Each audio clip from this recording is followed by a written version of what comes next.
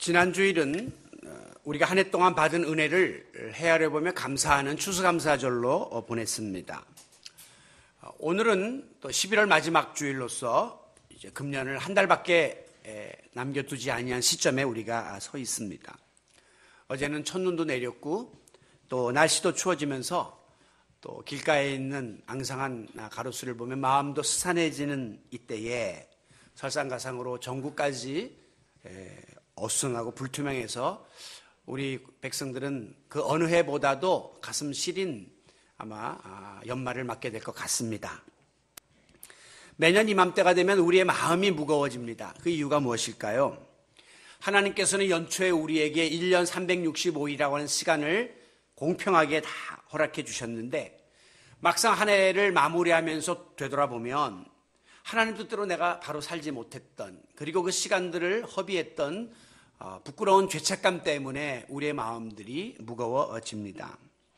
하나님께서는 지금까지 우리의 생명을 보존해 주시고 우리의 가정과 생업을 지켜주시며 여기까지 살아올 수 있도록 은혜를 베풀어 주셨건만 나는 과연 얼마나 주님의 은혜를 기억하고 감사하며 보답하는 삶을 살고 있는가 라고 하는 사실을 우리는 수시로 냉철하게 되돌아보아야만 합니다.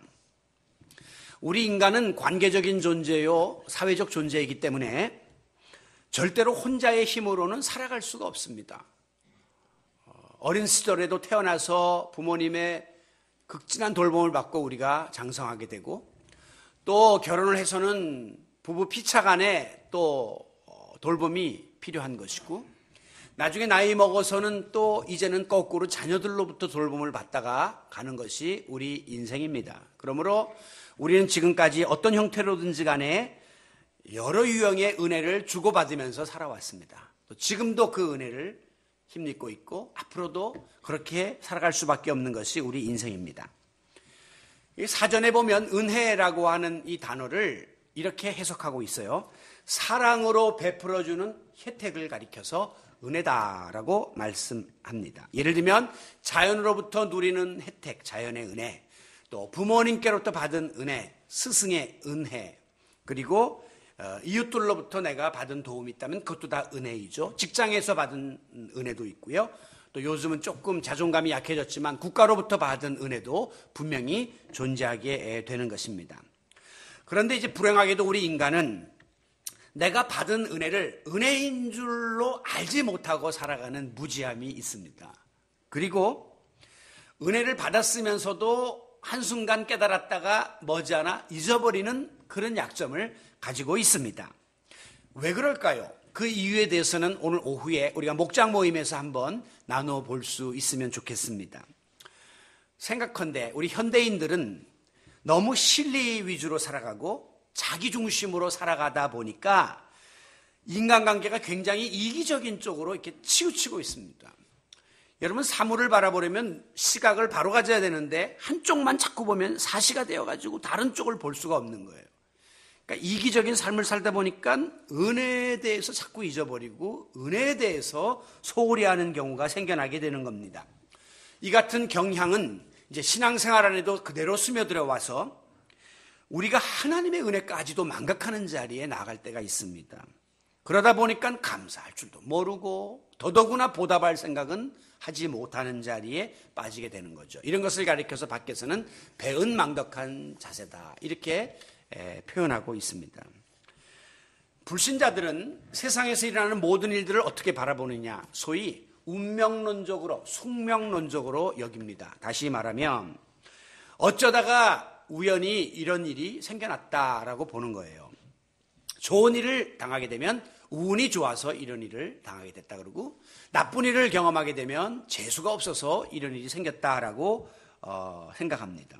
그러나 우리 그리스도인들은 세상의 모든 일은 절대 우연히 되어진 일이 없으며 전능하신 하나님의 뜻과 섭리에 의해서 진행된다고 하는 사실을 믿으시기 바랍니다. 이게 소위 은혜관이에요.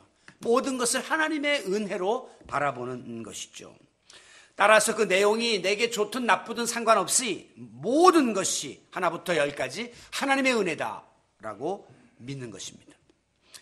그러므로 우리 기독교 신앙의 핵심은 오직 은혜라고 하는 솔라 그라티아라고 하는 이 사상입니다. 솔라그라티아는 종교개혁자들이 지녔던 목표 중에 하나예요.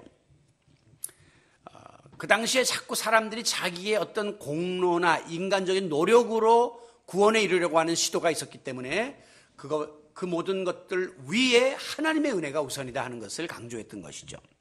히브리 말로는 이 은혜를 타그물이라고 하는데 그 의미는 친절함 그리고 보상해줌 그런 뜻이 있습니다. 하나님의 은혜는 내가 자격이 없음에도 불구하고 내가 어떤 대가를 치르지 않았음에도 불구하고 하나님께서 무조건 일방적으로 베풀어 주심으로 우리는 그냥 받아 누리는 것, 이것이 바로 하나님의 은혜입니다. 이것을 가리켜 gift, 사랑의 선물이다라고 이야기합니다. 다시 말하면 어떤 인간적인 노력이나 공로가 필요한 것이 아니라 내 편에서 그것을 지불하고 내가 쟁취하는 것이 아니라 그냥 하나님께서 당신의 뜻에 의해서 아무 조건 없이 그냥 거저 베풀어 주시는 선물과 같은 사랑의 결정체가 바로 은혜입니다. 오늘 저와 여러분은 이 은혜를 누리며 살고 있는 매우 행복한 존재들임을 잊지 마시기 바랍니다. 다른 것 모든 것을 잃었고 다른 것 모든 조건이 만족하지 못하다 할지라도 내가 하나님께 은혜 받은 자라고 하는 이 사실만 기억하면 우리는 얼마든지 행복해질 수가 있는 것이죠. 그러므로 하나님께 값없는 은혜를 내가 받았는데 그러므로 우리는 한시도 나는 하나님의 은혜에 빚진 자다라는 생각을 잊어버려서는 안 됩니다. 그거 모르면 그게 영적인 배은망덕한 사람이 되는 거예요. 저는 이 드림의 교회를 개척하면서 이모저모로 많은 은혜를 입은 사람입니다. 아무것도 없는 그 무의 자리에서 하나님이 우리 교회를 이만큼 세워주셨습니다. 그래서 저는 일반 다 되어 있는 교회에 청빙받아간 목사님보다 더 우리 성도들을 향한 은혜에 빚진 의식이 커요. 그래서 좀 더 여러분에게 잘하고 최선을 다하고 싶은 마음이 있습니다. 또 밖에 있는 외부분들 중에도 가끔씩 저에게 연락을 해오거나 또 만나게 되면 지금도 저는 목사님이 섬기는 교회를 위해서 기도하고 있습니다 라고 하는 그런 이야기를 들을 때마다 얼마나 감사한지 그 은혜의 빚을 내가 많이 지고 있구나 하는 것을 깨닫게 됩니다. 여러분, 사람이 빚을 지면 어떤 감정에 빠지게 됩니까? 항상 무엇인가 이렇게 쫓기는 듯한 불안감을 느끼게 되고요. 뭔가 이렇게 짓눌리는 듯한 그런 그 부담감을 느끼게 됩니다. 그리고 하루빨리 이 빚을 갚고자 하는 조급함이 마음에서 생기는 것이 정상입니다. 만약에 그렇지 않고 빚을 예를 들면 졌는데도 마음대로 쓰고 마음대로 놀고 마음대로 먹으면 그 사람은 절대 정상적인 사람이라고 말할 수가 없습니다.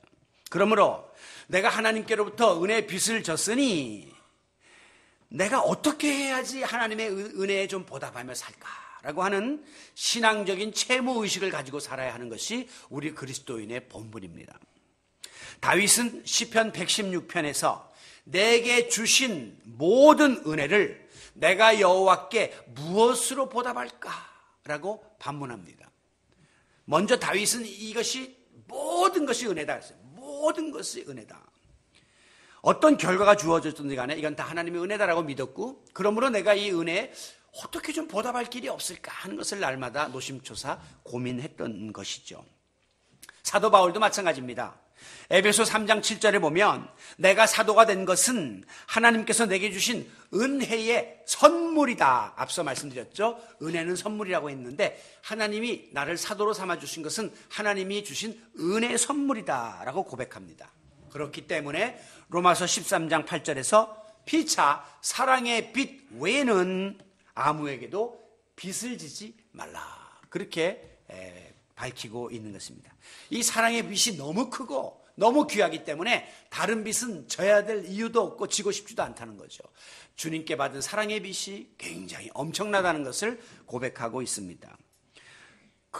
이 같은 의식 때문에 사도 바울은 자기가 사도로 부름받은 그날로부터 하나님의 내가 일꾼된 것은 전적인 하나님의 은혜의 선물이라고 생각하고 믿고 고백하면서 하나님의 은혜에 빚진 자의 의식을 가지고 평생을 살았습니다. 이것을 가리켜 거룩한 채무감이에요. 그렇습니다. 우리가 부른 찬송 중에 주의 크신 은혜 받아 일생 빚진 자 되네 하는 찬송이 있죠. 우리가 주님의 크신 은혜를 받았기 때문에 그 은혜에 빚을 지고 살아가고 있다고 하는 그런 마음을 가지고 우리가 항상 이 모든 것은 다 하나님의 은혜인 줄로 믿어야 하고, 그 다음에 그 하나님의 은혜에 감사할 수 있어야 하고, 그리고 그 하나님의 은혜에 보답하고자 하는 마음을 항상 가져야 됩니다. 하나님의 은혜임을 믿고 은혜에 감사하고 은혜에 보답하고자 하는 삶, 이것이 바로 그리스도인의 삶인 줄로 믿습니다. 그렇다면 우리가 어떻게 하나님께 진 이 어마어마한 은혜의 빚을 무엇으로 갚을 수가 있을까요? 솔직히 우리에게는 이 하나님의 은혜를 갚을 만한 능력도 없고 그럴 만한 방법도 우리는 알지 못합니다. 세상에서 우리가 물질의 빚을 졌다고 해봅시다. 이거는 내가 좀 더 노력하고 여건이 개선되고 물질이 모아지면 얼마든지 갚을 수가 있습니다.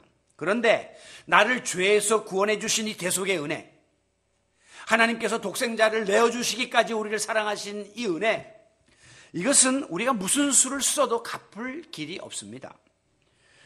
그러면 하나님의 이 은혜를 갚을 길이 없으니 그냥 입술로만 감사하고 손을 놓고 있을 것입니까? 아니죠. 비록 갚을 수 없는 엄청난 은혜이지만 내가 할 수 있는 최선의 길을 찾아서 내가 할 수 있는 범위 안에서 우리는 하나님의 은혜를 보답하기 위해서 애써야 합니다. 오늘 우리는 대림절 첫 번째 주일을 맞이합니다. 그러면서 주님이 오심을 예비하는 이 기간에 다시 한번 하나님의 은혜를 묵상하면서 어떻게 우리가 이 시간들을 보내야 할 것인가를 함께 결단하고자 하는 것입니다. 자, 먼저는 내게 맡겨진 그 사역, 책임, 사명에 최선을 다해야 할 것입니다. 사도 바울은 애초에 예수 믿는 사람 잡아 죽이는 일에 앞장섰던 핍박자였지만 그가 후에 복음을 전하는 사도로 변화되어서 예수님 이후로 바울처럼 위대한 업적을 남긴 사람이 없으리만큼 귀한 사역을 완성했던 사람이 바울이에요. 그는 성령에 사로잡힌 바 되어서 하나님의 뜻이라면 어디든지 달려갔고 하나님이 명령하시는 일이라면 무엇이든지 행했고 심지어 마지막에 자기 목숨까지도 복음 전도를 위해서 주님을 섬기는 일에 바쳤습니다. 그는 이 같은 삶을 통해서 자기가 받은 하나님의 은혜에 보답하기를 힘썼던 것입니다. 우리가 부르는 찬송 중에 늘 울어도 눈물로써 다 갚을 수 없어 몸밖에 드릴 것 없어 이 몸 바칩니다 하는 찬송이 있죠. 다시 말하면 하나님의 은혜를 보답할 수 있는 가장 기본적인 자세는 바로 내 몸을 드리는 것입니다. 몸이라는 그 단어 속에는 내가 갖고 있는 물질과 지식과 재능과 할 수 있는 모든 것을 하나님 앞에 드림으로 우리가 은혜를 갚을 수 있다고 하는 겁니다. 여러분, 내게 이 어마어마한 은혜를 베풀어 주신 분이 누굽니까? 하나님의 아버지이십니다. 그렇다면 내가 그분을 위해서 내가 할 수 있는 최선을 다한 것들을 들여서 내가 적으나마 은혜에 보답할 수 있다고 하는 것은 너무나 마땅한 일이 아닙니까? 그러므로 부족한 나지만 하나님께서 내게 때때로 주의 일을 맡기시고 사명을 맡기시고 책무를 맡기시고 또 여러 가지 그 사역을 맡기실 때에는 여러분이 절대 이거를 짐으로 여겨서는 안 되고 부담스럽게 생각해서는 안 됩니다. 이제 연말이 되면 내년에 일하실 분들에 대해서 교회가 임명을 준비하는데 어떤 일이 여러분에게 주어진다 해도 그걸 무거운 짐이다라고 생각하지 말고 내가 하나님께 은혜 갚을 수 있는 기회가 왔구나라고 긍정적으로 받아들이셔야 해요. 또 반대로 너무 그 짐을 가볍게 여기고 우습게 여기고 그까짓 건 이렇게 또 취급해서도 안 됩니다. 비록 우리에게 맡겨진 일이 사람의 눈에는 대수롭지 않게 여겨지거나 작아 보인다 할지라도 하나님이 내게 맡겨주신 일이기 때문에 이것은 소중한 것이고 이것은 내게만 주어진 귀한 사명이라는 사실을 잊지 마시기 바랍니다. 사명을 영어에서는 미션이라고 하는데요. 이거는 다른 사람은 할 수 없는 나에게만 주어진 고유의 일을 뜻하는 거예요. 이것이 비교해서 작아 보이고 커 보이는 그런 정도의 문제가 아니라 내게 주어진 그 업무라는 것이죠. 제가 얼마 전에 어떤 목사님과의 만남에서 좀 충격을 받았습니다. 서로 이제 그렇게 친한 분은 아니지만 이런저런 이야기를 나누다가 목사님 좀 어떠세요? 그래서 내가 벌써 여기서 개척을 한 지가 10년이 넘어서고 있는데 글쎄 그렇게 좀 어떤 가시적인 그런 큰 어떤 부흥이 좀 보이지 않아서 좀 마음이 좀 답답할 때가 있습니다. 그랬더니 갑자기 그 목사님이 저를 보고 목사님 그런 말씀하지 마세요. 나에게 나단의 책망의 소리가 들렸습니다. 깜짝 놀랐어요. 이 사람이 나랑 친하지 않아 나한테 정색을 하면서 그런 말씀하지 마세요. 적어도 목사님이 드림의 교회를 목회하는 가운데 붙여주신 성도님들은 목사님이 아니면 안 되는 분들이 거기에 모여 있는 겁니다. 목사님을 통해서 은혜 받을 수 있는 사람이니까 거기에 모여 있는 것이에요. 그러니까 감사함으로 목사님 사역하셔야 돼요. 저에 대한 격려지만 책망의 말씀으로 들려졌습니다. 미션, 이건 나만이 할 수 있는 거예요. 옆에 큰 교회 목사님이 할 수 없는, 그 매스컴을 타는 그분이 할 수 없는 이 신영준 목사에게만 주어진 사명이 있음을 다시 한번 깨닫고 내가 그 일을 위해서 더욱더 모든 것을 바쳐야 되겠다고 하는 그런 생각을 하게 되었습니다. 간혹 가다 보면 세상살이가 너무 바쁘고 피곤하다고, 내가 하는 일이 너무 어렵다고 해서 자꾸 이 교회 일을 대충 이렇게 하려고 한다든가, 할 수만 있으면 적당한 선을 유지하면서 교회를 다닌다든가, 그냥 직분 체면치레하는 정도로 신앙생활 할 뿐 좀 육체적으로 좀 쉬고 싶다, 일을 놓고 싶다라고 하는 충동을 느낄 때가 있습니다. 이게 사탄이 주는 마음입니다. 제가 늘 경험해 보면요, 교회 일에 손을 놓고 교회와 멀어지면 다른 일을 손을 잡고 거기하고 친해집니다. 꼭 그렇게 되어 있어요. 사람은 한쪽과 멀어지면 다른 쪽과 친해지게 되어 있기 때문에 영적인 일, 주의 일이 소홀히 여겨지면 여러분은 꼭 옳지 못한 세상적인 일과 가까워지게 되고 마지막 종말은 부끄러워지게 되는 거예요. 그러다 보니 자꾸 주의 일, 교회 일이 우선순위에서 밀려가는 겁니다.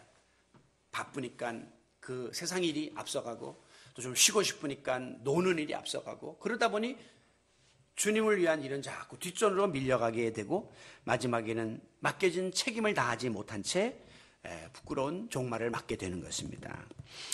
여러분 쉬고 싶으세요? 이제 머지않은 장래에 일하고 싶어도 일할 수 없을 만큼 쉬는 날이 오게 됩니다. 아무리 봉사하고 싶어도 그때는 일하고 싶어도 누가 일도 주지 않고 또 내 마음대로 할 수 없는 순간이 점점 가까이 오고 있음을 기억하시기 바랍니다. 저는 여러분하고 지금 11년째 같이 지내고 있는데 오늘 아침에도 문득문득 생각나요. 아니 그러면 저분이 우리 교회 설장로님이 50대 후반에 오신 거네. 난 설장로님 50대 생각이 안 나요. 장로님 항상 60대였던 것 같아. 근데 벌써 60 후반이 되고 계시거든요. 조 집사님, 아니 저분이 40대 후반에 오신 거예요. 근데 이미 내일 모레 또 환갑이 된대요. 깜짝 놀랐어요. 저가 50배 출발인데 저가 벌써 환갑을 넘어가고 있습니다. 정말 세월은 살같이 빠르게 지납니다. 그런데 우리가 느끼는 공통점은 몸이 힘들어요. 여기저기 쑤셔요. 다 아파해요. 봉고차, 승합차 타고 내릴 때마다 권사님들에게서 들리는 소리는 끙끙 소리만 들려오고 있습니다. 여러분, 지금 이만큼이라도 나의 여력이 있을 때 내가 걸어 다닐 수 있고 물질 드릴 수 있고 그래도 재능을 기부할 수 있는 이런 여력이 있을 때 주의 일에 더 힘쓰는 성도 여러분이 되시기를 바랍니다. 여러분 버킷리스트라는 말 들어보셨어요? 이것은 내가 죽기 전에 꼭 해보고 싶은, 꼭 가보고 싶은 곳의 목록을 작성하고 죽기 전에 이것을 이루어가는 것을 버킷리스트라고 하는데요. 얼마 전에 미국에 있는 노마라고 하는 이름의 할머니의 사연이 나왔습니다. 90세 때 건강검진을 하는 중에 자궁암이 발견되었습니다. 그런데 이 할머니는 불행하게도 그 자궁암 선고를 받기 한 달 전에 아들을 잃었고요. 2주 전에 남편을 잃었습니다. 근데 이번에는 자기 차례가 된 거죠. 이 할머니가 고민하다가 방사선 치료를 거부합니다. 내가 90을 살았는데 뭐 얼마를 더 살겠느냐 하면서 내 마지막 소원이 있다면 한 번도 해보지 못한 미국 대륙을 횡단하는 것이다 라고 목표를 세우고 지난 1년 동안에 32개 주를 다니면서 디즈니랜드도 가보고 또 시월드도 가보고 뭐 그랜드 캐년도 가보고 하면서 모든 여행을 하며 내 평생에 해보지 못한 새로운 경험을 했노라고 고백하다가 지난 10월 1일 세상을 떴습니다. 결론은 가는 거예요. 그런데 어떤 성도가 의사로부터 당신은 앞으로 한 달밖에 살 수 없습니다라고 하는 사형 선고를 받았습니다. 여러분, 대부분 이제 마지막 가는 길 직전에 소원을 우리가 말하고 그것을 이루죠. 얼마 전에 보니까 어떤 탤런트가 병이 걸렸는데 마지막 소원이 뭐냐 하니까 정동진에 가서 겨울바다 보는 것이다. 그래갖고 가족들이 그를 태워갖고 그 정동진 바닷가에 간 그런 모습을 본 적이 있는데요. 여러분, 대부분 우리가 뭐 마지막 소원 뭐 해보고 싶은 거 가보고 싶은 거냐 그러면 뭐 세계 일주 한번 해보고 싶다 뭐 이렇게 이제 그런 이야기들 하는데, 그거 세계 일주 한번 하고 간들 뭐 그렇게 놀라운 일이 벌어지는 것도 아니거든요. 그런데 이 성도도 너 마지막 소원이 뭐냐 하니까 가만히 생각하니까 세상에서 누릴 만큼 누리고 행복하게 살았고 세계 일주 갈 데도 없는 사람이거든요. 이 사람은 뭐라냐면 나 마지막에 교회 가서 예배 한번 드리고 가고 싶습니다. 그랬어요. 오랜 동안 몸이 아파서 교회를 못 나왔는데, 그래서 앰뷸런스를 태우고 의료진을 대동해서 이 앞자리에 그 들것에 실려서 누운 채로 예배를 드리게 됩니다. 한없는 눈물이 쏟아집니다. 회한의 눈물이죠. 내가 이렇게 그렇게 건강할 때, 내가 그렇게 물질이 풍요로울 때, 내가 그렇게 시간이 많을 때 왜 하나님의 전에 나온 일을 소홀히 하고 내게 주어진 직분을 우습게 알고 그렇게 여겼던 거, 이제는 내 몸도 거눌 수 없는 이 마지막 가는 길에 하나님의 전에 나와 후회 막급한 눈물을 흘리게 되었던 것이죠. 여러분, 사람은 일이 주어졌을 때는 고마움을 잘 몰라요. 그런데 막상 그 일을 할 수 없게 되면 굉장히 아쉬워합니다. 그러나 이미 그때는 too late, 늦었어요. 할 수가 없는 때가 오고 만다는 것입니다. 여러분, 주님이 여러분에게 맡겨주신 직책이 있습니까? 직분이 있습니까? 사역이 있습니까? 사명이 있습니까? 이것을 잘 감당하는 것은 우리가 하나님의 은혜에 감사하고 보답할 수 있는 가장 기본입니다. 기본적인 일입니다. 여러분이 그 일을 감당하지 못하는 것은 기본이 되어 있지 않기 때문에 그런 거예요. 신앙의 기본이 되어 있는 자는 내게 무슨 일이 맡겨지든지 그 일을 위해서 그것이 청소든지 꽃꽂이든지 교통정리든지 주차든지 교회 교사든지 하여간 그 일에 내가 최선을 다해서 하나님께 충성 봉사함으로 하나님의 은혜에 조금이나마 보답할 수 있는 그런 우리의 남은 생애가 될 수 있기를 바랍니다. 두 번째로, 우리가 하나님의 은혜에 보답하려면 복음 전도의 사명을 감당해야 해요. 에베소 3장 8절에 보면 사도 바울은 모든 성도 중에 내가 가장 작은 자보다 더 작은 자다. 자기는 정말 만물의 미물만도 못한 칠푼이에 불과한데 이 같은 나에게 하나님이 은혜를 주신 것은, 그 목적은 뭐냐면 측량할 수 없는 그리스도의 풍성함을 이방인들에게 전하게 하려 함이니라. 바울은 자기를 사도로 삼아주신 그 목표는, 하나님의 의도는 이방인에게 복음을 전하는 것이라고 하는 분명한 깨달음이 있었습니다. 그래서 바울은 항상 그 마음속에, 바울이 원래 로마 시민권자거든요. 로마 사람들에 대한 불붙는 구령열을 지니고 있었습니다. 왜 그랬냐? 그 당시에 로마는 세계를 지배하고 있었고 로마가 복음화되면 곧 그것은 세계 복음화의 지름길이 된다는 사실을 확신했기 때문입니다. 그러므로 바울은 자나깨나 입을 열면 로마로 가기를 원했습니다. 오늘 본문을 다 읽지 않았지만 그 앞에부터 쭉 보시면요, 9절, 항상 내 기도에 쉬지 않고 너희를 말하며, 여기 표시해놓은 너희는 다 로마 사람들을 이야기하고 있는 거예요. 10절, 어떻게 하든지 너희에게 나아갈 좋을 길 구하기를 구했다. 11절, 내가 너희를 간절히 보기를 원한다. 13절, 내가 여러 번 너희에게 가고자 한 것은, 그리고 오늘 본문 15절, 나는 할 수 있는 대로 로마에 있는 너희에게 복음을 전하기 원한다. 바울은 입만 열면 오늘 로마서 1장에서 너희, 로마 사람, 거기에 모든 포커스가 맞춰져 있었습니다. 자기가 측량할 수 없는 하나님의 은혜를 입었는데 이 은혜를 베풀어 주신 목적은 불신자들에게 구원의 복음을 전하라고 하는 하나님의 뜻이 있다라고 생각했기 때문입니다. 그래서 그토록 로마에 가기를 갈망했던 것이죠. 여러분, 우리가 하나님의 은혜를 보답한다고 해서 어떤 인간적인 노력과 행위와 일을 한다고 이게 보답되겠습니까? 저는 우리가 하나님의 은혜를 보답하는 극단적으로 말하면 불가능한 일입니다. 인간의 어떤 노력으로는. 비유컨대 우리 어린아이들이 엄마의 은혜에 보답하겠다고 자기가 코 흘려 모은 그 동전의 돼지 저금통을 깨서 그 스타킹 하나 사갖고 와서 어머님의 하늘 같은 은혜를 보답합니다. 이렇게 할 때 사실 그 보잘것없는 것이고 그 은혜가 보답될 수 없는 정도의 수준이죠. 우리가 하나님께 뭘 이렇게 드려서 뭐 행동으로 노력으로 이렇게 한다는 것은 사실은 하나님의 은혜를 보답할 수 있는 길이 못 됩니다. 그러나 하나님께서는 너희들이 나한테 직접 그렇게 은혜를 갚으려고 하는 것은 그거는 되지도 않을 일이니까 그것보다는 주변에 아직도 예수님 모르는 사람들, 복음을 듣지 못한 불신이웃들이 많으니까 그들에게 구원의 복음을 전해줌으로 그들이 내 백성이 되고 하나님 나라가 확장되는 것이 나에게 은혜를 갚는 지름길이다. 그렇게 가르쳐 주신 것입니다. 이제 오늘 우리들은 이 전도 이렇게 하면 굉장히 부담을 갖고 어렵다, 힘들다, 난처하다 그런 생각을 많이 하거든요. 그런데 하나님께로부터 우리가 받은 은혜에 비하면 다른 사람에게 복음을 전하는 일은 사실 아무것도 아닌 보답의 길이 되는 것입니다. 저는 이런 비유를 생각해 보았습니다. 내가 만약에 죽을 병에 걸려서 다른 사람으로부터 어떤 장기를 기증받아 새 생명을 얻게 되었습니다. 다른 사람이 나에게 간을 하나 줘갖고 내가 살게 됐어요. 그렇다면 내가 다른 사람에게 결정적인 순간에 내가 줄 수 있는 콩팥을 주거나 또 눈을 하나 빼서 주지는 못할 망정, 그거 하라는 거 아니에요, 지금 전도는요. 그렇게는 못할 망정 그 사람에게 내가 당신과 같은 처지에 있을 때 이런 과정을 거쳤는데 이런 분을 만나갖고 내가 장기 기증을 받아서 나도 살게 되었다고 하는 이 희소식을, 굿뉴스를 전해는 줘야 될 거 아니에요. 지금 복음이라는 게 이런 겁니다. 예수님이 우리를 위해서 죽으셨어요. 근데 우리 보러 죽으라는 거 아니에요.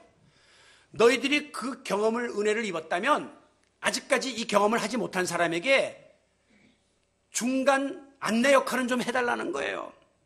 그래서 나도 당신 같은 이런 처지에 있었는데 여기서 이분을 만나가지고 이렇게 새 생명을 얻게 되었다고 하는 소개 정도는 할 수 있지 않느냐는 겁니다. 은혜를 받은 사람이라면. 하나님께서 우리에게 목숨을 요구하시는 것이 아닙니다. 너희의 입술을 통해서 아직 이 소식을 알지 못하는 죽음에 처해 있는 자들에게 굿뉴스를 전하는 일을 하라 라고 부탁을 하고 있으니 사실 이것은 그렇게 어려운 일이 아니고 우리가 못할 일이 아닌 것입니다. 제가 오늘 설장로님하고 같이 이렇게 아침에 교회 차를 타고 오다가 어떤 좀 준재벌급 되는 분의 부인이 돌아가셨다는 이야기를 들었습니다. 그러면서 장로님이 그분 돈이 많잖아요. 그래서 제가 장로님, 그분이나 우리나 밥 3끼 먹는 거는 똑같습니다. 뭐 반찬 몇 가지 더 놓겠죠. 고기 반찬 먹는 횟수가 좀 많겠지만 밥 3끼 먹는 거는 마찬가지입니다. 그럼 뭐가 중요하냐? 그 영혼이 하나님 알고 하나님 믿다 갔느냐, 이게 중요한 거란 말이죠. 만약에 그러하지 못하다면 그 영혼은 영원히 비참한 자리에 빠질 수밖에 없기 때문에 우리의 관심사는 그의 삶의 내용이 어떠하냐, 그의 경제의 내용이 어떠하냐가 아니라 그 사람의 영혼이 하나님 앞에 바로 섰느냐가 중요한 것입니다. 여러분, 오늘 예수님은 내 몸을 너희를 위하여 내주었다. 그래서 너희들을 다 구원하여 살렸다라고 말씀합니다. 예수님이 계속해서 하시기 원하는 일은 바로 영혼 구원이에요. 그래서 오늘 이 땅에 교회를 세웠고 거기 성도들을 모아놓은 거예요. 근데 오늘 많은 교회들이 이 일은 뒤로 한 채 매일 모이면은 조직하고 뭐 거기에서 뭐 정치하고 그다음에 교회 질 생각하고 재산 관리할 생각하고 이런 거에만 혈안이 되어 있기 때문에 오늘 교회가 힘을 잃고 흔들리는 거예요. 왜? 존재 의미를 잃게 되면 그 집단은 나중에 폐기되고 마는 겁니다. 오늘 교회가 이런 위기에 놓여 있는 거예요. 우리 교회의 목적은, 존재의 목적은 예수의 복음을 전해서 하나님 나라를 이 땅에 확장하는 겁니다. 그러므로 저와 여러분은 제자로서 이 삶을 감당하기 위해서 누구를 만나든지 그 사람을 늘 영적인 존재로 보고 저 사람이 하나님 앞에서 구원받아야 될 대상임을 깨달아 불붙는 구령열을 지니고 하나님의 복음을 전하는 일에 힘쓰므로 이것이 하나님께 받은 구원의 은혜를 갚아나가는 귀한 길이 된다는 사실을 믿으시기를 바랍니다. 그리고 이제 마지막 3번째로 우리가 이 은혜를 갚을 수 있는 길은 우리 주위에 있는 사람들, 특히 나보다 어려운 사람들을 사랑하고 섬기는 일에 힘써야 한다는 것이죠. 여기 14절에 보면 바울은 헬라인이나 야만인이나, 헬라인은 그리스 사람들, 야만인들. 왜 야만이라 했냐면 그 당시에는 그리스도인들만 그건 완전히 진보적인 모든 것이 깨인 사람들이고 나머지는 다 야만이라고 생각했거든요. 또 지혜가 있는 사람이나 어리석은 사람이나, 이 말은 남녀노소 유무식 지위고하를 막론하고 세상의 모든 사람들은 다 내가 그들에게 빚을 졌다라고 바울은 생각했어요. 그래서 그 누구도 차별 없이 다 품고자 하는 마음이 그에게 있었다고 하는 것입니다. 여러분, 우리는 흔히 하나님을 사랑한다 그런 말을 많이 하는데, 하나님은 지금 우리 눈에 보이지도 않고, 또 하나님을 사랑한다는 것은 마음의 표현일 뿐 우리가 구체적으로 할 수 있는 방법들이 별로 적어요. 그래서 하나님은 우리에게 나를 눈에 보이지 않는 나를 사랑하기보다는 눈에 보이는 너희 주위에 있는 다른 사람들을 사랑함으로 나에 대한 사랑을 확증하라, 이렇게 명령하고 있는 것입니다. 그러므로 오늘 이웃에게 사랑과 섬김을 실천하는 길은 하나님의 은혜를 갚을 수 있는 아주 실제적인 길이에요. 앞서 내게 맡겨진 사명과 사역을 통해서 은혜를 갚는 일은 기본적인 은혜 갚음의 길이라면, 사랑의 실천은 실제적으로 내가 손과 발로 할 수 있는 그런 구체적인 사랑의 갚음의 보답의 길입니다. 예수님은 마태복음 25장 40절에서 너희가 여기 있는 내 형제 중에 지극히 작은 자 하나에게 한 것이 곧 나에게 한 것이다, 그렇게 말씀했거든요. 우리가 이 말씀을 실감하지 못하는데, 우리 주변에 모든 면에 있어서 가장 작아 보이고 별 볼 일 없어 보이는 사람을 절대 외면하거나 무시해서는 안 된다는 거예요. 그 사람한테 한 게 우리 주님에게 한 일이 될 수 있기 때문입니다. 이 말씀을 묵상하면 간혹 우리 교회에 찾아오는 어려운 분들을 절대 그냥 내보낼 수가 없어요. 우리 주님은 가장 작은 자 한 사람이 한 것이 내게 한 거다 했기 때문에 우리가 그런 일을 어떻게 해서라도 감당하려고 애를 쓰는 겁니다. 여러분, 오늘 내가 지금까지 존재하는 데 있어서, 그리고 우리 가정이 이만큼 자리 잡게 되고 오늘 우리 드림의 교회가 여기까지 오게 된 그 과정 속에서 우리는 알게 모르게 하나님의 많은 사랑과 은혜를 받았습니다. 많은 빚을 졌습니다. 그렇기 때문에 지금 우리가 누리고 있는 것을 아낌없이 다른 사람들과 함께 나누고 섬기는 것은 우리가 하나님의 은혜의 빚을 갚는 데 있어서 매우 중요한 은혜 보답의 통로가 됩니다. 은혜 보답의 길이에요. 하나님이 구체적으로 가르쳐줬단 말이에요. 그렇기 때문에 은혜 보답하고 싶으면 우리 이웃들에 대한 관심을 가지고 사랑과 섬김과 나눔의 사역을 감당해야 하는 것입니다. 세상 사람들은 돈이 없기 때문에 빚을 집니다. 그리고 남의 신세를 져요. 그런데 우리 그리스도인들은 무언가를 가졌기 때문에 우리는 빚을 진 자들입니다. 이게 역설적인 이야기예요. 사실은 없으니까 빚 지는 거잖아요. 근데 우리는 가졌어도 빚을 진 사람들이에요. 어떤 빚입니까? 나눔의 빚을 진 거예요. 내가 재능을 가졌거나 지식을 가졌거나 물질을 가졌으면 나 혼자 끼고 있지 말고 이거를 나누어져야 할 빚을 우리가 지고 있다는 사실을 잊지 마시기 바랍니다. 하나님께서 내게 물질도 주시고 지식도 주시고 건강도 주시고 또 때로는 자녀에게 복을 주시기도 하고 많은 은혜를 베풀어 주셨는데 이거 갖고 뭐 할 겁니까? 그냥 당대 먹고 살고 남으면 자식한테 나눠주고 그냥 그러다가 가려고 하는 것은 세상에 하나님 모르는 사람들의 가치관이라는 겁니다. 우리는 어떻게 해서라도 나보다 어렵고 부족하고 또 고통받는 사람들을 위해서 나누고 베풀라고 하나님 주셨다는 사실을 절대 잊어서는 안 돼요. 제가 미국에서 섬기던 교회의 장로님이 우리 아들도 나중에 3년 동안 봐주셨던 참 신실하고 훌륭한 분이에요. 저는 그런 분들을 많이 만나보았습니다. 그런데 그분이 목사의 아들이에요. 자기가 아버지가 선교사로 대만에서 섬겼는데 그때 너무 어려워가지고 집에서 제대로 이 아들을 관리 못하니까 미국 선교사 집에 보내갖고 위탁을 했어요. 그래서 이분이 거기에서 많은 신세를 졌습니다. 그런데 지금 굉장한 부호가 됐어요. 그분은요 지금도 우리 아들을 봐줬습니다. 3년 동안 일전 한 푼 안 받고 그 어려운 형편에 있는 목사님의 아들을 데려다가 자기 아들처럼 3년을 키워줬습니다. 제가 지금도 우리 아들에게 말해요. 그분 은혜를 잊지 마라. 꼭 때마다 감사하는 편지라도 쓰고 전화드리고 물질로도 너가 이제 버니까 꼭 선물해야 된다. 근데 그 장로님이 훌륭한 것은 가끔씩 자기가 다녔던 대만에 있는 초등학교를 찾아갑니다.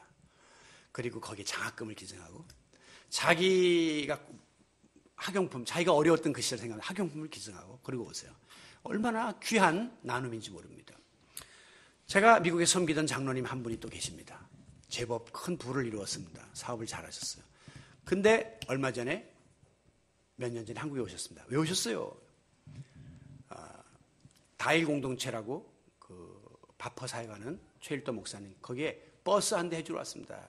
1억짜리 버스를 이렇게 사가지고 목욕시설을 해가지고 거기 목욕시설 하러 다니는 거예요. 그거 하는 걸 큰 기쁨으로 여기있어요. 한국에 가끔 오면. 그런데 최근에는 캄보디아를 다니세요. 왜 그러세요? 했더니 자기가 또 거기에 그 결핵 환자 병원을 또 돕고 있대요. 그래서 꼭 여기 오면 사업차 왔다가 다시 캄보디아로 해서 가는 거예요. 야, 참 훌륭하시다. 어떻게 저런 마음들을 가질 수 있게 되었나 하는 생각이 들 때가 많습니다. 여러분, 우리의 사랑과 은혜가 필요한 자들에게 나누고 베푸는 일은 단언코 성도의 본분입니다. 교회의 사명입니다. 그렇기 때문에 우리 교회는 드림, 섬김, 나눔의 사역을 감당하기 원하는 거예요. 우리가 지금 교회의 건물을 갖고 있지 않지만 저는 사실 건물에 대한 큰 기대를 하지 않습니다. 간혹 이제 주변에 있는 교회가 몇백억짜리 교회를 졌다고 이렇게 자랑을 하고 이렇게 하는데 저는 하나도 부럽지를 않습니다. 간혹 보면 이렇게 파이프 올겐을 10억짜리를 놨는데 1억짜리 교인들이 10명을 내가고 했다. 나 그런 소리 들어도 그렇게 부러운 거 못 느낍니다. 그런데 어느 교회가 선교와 나눔과 구제에 예산의 50%를 책정했다. 깜짝 놀라 충격을 받습니다. 왜? 현실적으로 어렵거든요. 어떻게 이런 일을 할 수 있는가? 예? 너무 그것이 부러워요.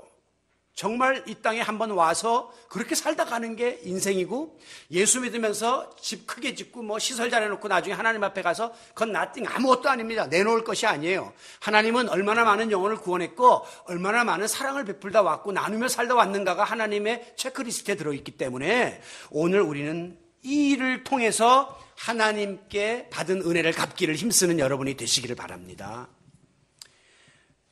좀 전반적으로 한국 교회가 지금 경제가 어렵습니다. 우리 교회도 내년도 예산을 짜기 위해서 모였는데 우리 교회는 우선이 유지비가 기본적으로 들기 때문에 좀 더 힘들어요. 그리고 또 교역자들은 또 기본적으로 또 교회가 사례를 해야 되기 때문에 그리고 이제 선교 나눔을 하고 싶은데 경제가 어려우면 좀 이렇게 조절을 해서 하향 조절을 해야 되는데 우리는 이 부분은 손대지 말자.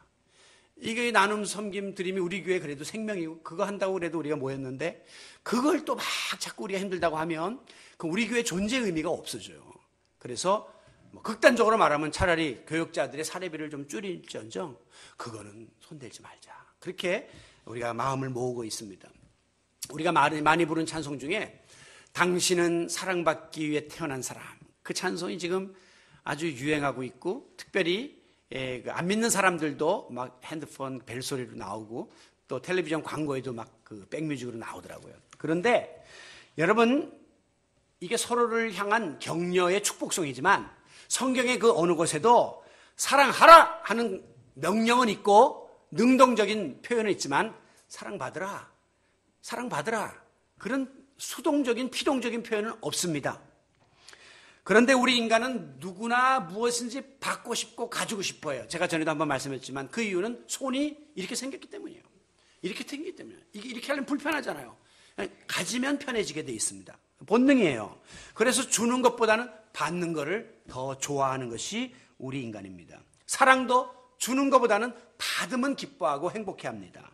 그런데 놀라웠게도 예수님은 남에게 대접을 받는 자보다 먼저 남을 대접하는 자가 되어야 된다라고 긍정적이고 적극적인 자세를 우리에게 가르쳐주고 있습니다. 이것이 소위 The Golden Rule, 황금률이에요. 남을 대접하고자 하는 대로 먼저 남을 대접하라는 이 말씀이 예수님이 가르치는 성경의 황금률, 가장 찬란한 말씀이라는 거예요. 그 말의 의미는 다른 사람에게 나누고 베풀고 대접하는 일이 행복하다는 것을 가르쳐주는 말씀입니다. 그래서 저는 목사지만 목사들끼리 만나도 대접하는 횟수가 많은 사람입니다. 저는 할 수 있으면 이 말씀, 축복의 말씀, 이 빛나는 황금률을 내가 실천함으로 내가 복을 받아야지. 여러분, 성경 중에 사랑이라는 말씀이 가장 많이 나오는 사랑 타령을 제가 이제 오늘 소개하면서 말씀을 마무리하는데, 요한일서 4장 7절 이하의 11절까지 말씀해 보면, 사랑하는 자들아 우리가 서로 사랑하자. 사랑은 하나님께 속한 것이니 사랑하는 자마다 하나님께로부터 나서 하나님을 알고, 사랑하지 않은 자는 하나님을 알지 못하나니 하나님은 사랑이시니라. 하나님은 사랑이기 때문에 사랑하는 자라야 하나님을 알 수 있다 그랬어요. 그분을 알고 그분이 내 안에 모셔질 수 있다는 것이죠. 사랑은 여기 있으니 우리가 하나님을 사랑한 것이 아니요 하나님이 우리를 사랑하사 우리 죄를 속하기 위하여 화목제물로 그 아들을 보내셨음이니라. 사랑하는 자들아 하나님이 이같이 하셨은즉 우리도 서로 사랑하는 것이 마땅하니라 그랬어요. 하나님이 아들을 내어주셔서 화목제물로 주시기까지 우리를 사랑했으니 그 사랑을 입은 우리들이 사랑하는 것은 너무나 마땅한 일이 아니겠습니까? 오늘부터 대림절 4주간이 시작됩니다. 대림절은 예수님 오시기 전에 성탄절 4주간 동안 우리가 예수님의 오심을 기다리고 사모하고 그리고 주님의 뜻대로 살기를 힘쓰면서 주님 맞이할 준비를 갖추는 시간입니다. 우리를 위해서 독생자를 아낌없이 내어주신 하나님의 그 사랑, 또 자기 몸을 우리를 위하여 내어주신 그 예수님의 그 은혜를 우리가 많이 기억하면서 이 시간들을 보낼 수 있기를 바랍니다. 예수님은 하나님의 그 사랑을 우리들에게 가르쳐 주시기 위해서 본인이 친히 육신을 입고 마국간에 비천한 자리에 내려오셨습니다. 그리고 마지막에는 십자가에 달려서 자기 몸을 희생함으로 친히 사랑을 실천해 보이셨습니다. 이 같은 무조건적인 사랑을 우리가 받아서 우리는 지금 구원받은 하나님의 백성이 되었고 하나님께로부터 큰 은혜를 받았는데 무엇으로 이 은혜를 보답하며 살까? 간단합니다. 내가 받은 그 사랑 나눠주며 살라는 겁니다. 내가 받은 그 사랑을 실천하고 베풀면서 살아가라고 말씀하고 있습니다. 사랑하는 성도 여러분, 우리가 하나님께 값없이 받은 이 은혜를 무엇으로 어떻게 보답할까? 항상 여러분의 마음속에는 신앙의 거룩한 채무감이 있어야 됩니다. 이 은혜를 망각하고 누리려고만 하시면 안 되고요. 항상 내가 이 은혜를 어떻게 보답하면 좋을까? 그런 생각을 품고 살아야 돼요. 그러기 위해서는 여러분이 지닌 그 모든 것을 다해서 주님이 내게 맡겨주신 그 일, 주의 일, 사역, 사명, 책임을 감당함으로 내가 이 은혜를 조금이나마 보답하겠다라고 결단해야 합니다. 그리고 주변에 하나님이 원하시는 일은 다 영혼들이 구원받아서 하나님 나라가 확장되는 것인데 그리스도 알지 못하는 사람에게 주님은 날 위해 몸까지 주셨는데 나는 예수님 소개하는 것도 못하냐? 그러면서 될 수 있으면 때를 얻든지 못 얻든지 우리가 복음을 전하는 일을 통해서 은혜를 갚아나가야 합니다. 그리고 좀 더 현실적이고 실천적인 일은 작은 사랑을 이웃들에게 전하는 겁니다. 나누는 겁니다. 베푸는 겁니다. 이것처럼 행복한 일이 없습니다. 사랑은 베풀수록 더 커지고 사랑의 기쁨은 더 우리의 마음속에 차고 넘치는 놀라운 비밀을 가지고 있습니다. 아무쪼록 구체적인 삶의 현장에서 이모저모로 주님이 주신 은혜를 헤아려 보며 감사하며 그 은혜의 빚을 갚기 위해서 최선을 다해 나가는 우리 모든 성도 여러분들이 되시기를 사랑의 화신으로 이 땅에 오신 예수 그리스도의 이름으로 축원합니다.